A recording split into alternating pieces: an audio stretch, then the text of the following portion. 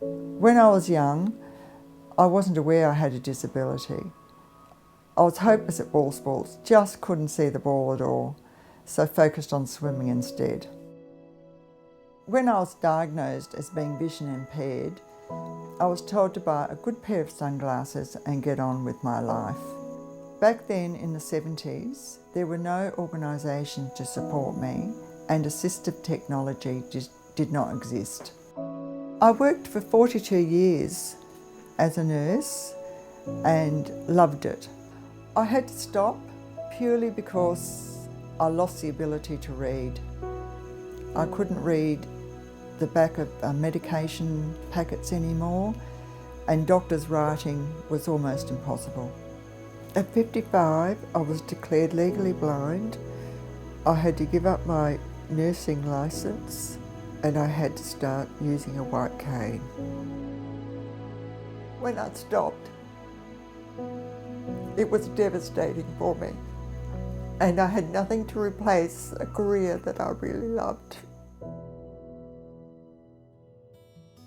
Becoming involved with the deafblind community was extremely important to me. It gave me a sense of purpose and identity. It made me realise that I wasn't the only one out there with this situation, and it made me realise how lucky and fortunate I'd actually been. I became involved on the Deafblind West Australian board. I got the role as treasurer. It has been challenging, but I have achieved things that I would have never achieved in my previous life. Coming to accept being deafblind has been a journey. I actually haven't accepted it. I have learnt to live with it and adjust on how I do things. Technology is extremely valuable in my life. It enables me to maintain a level of independence. Firstly, I have a hearing aid and cochlea. I have a screen magnifier which magnifies the text, which enables me to read.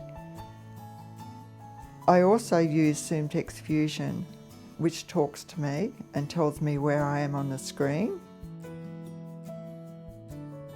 Doing all the activities I do, cooking, even basic cleaning, still gives me a sense of purpose. It's challenging, but I keep trying. I love golf. It's a stupid game, but it's just being out there doing something for myself. Every time I allow someone to assist or to do something for me, I feel that I lower the bar for the next generation. I want the next generation to know what is possible. I feel the advancement of technology and increased public awareness is going to provide a very bright future for the deafblind.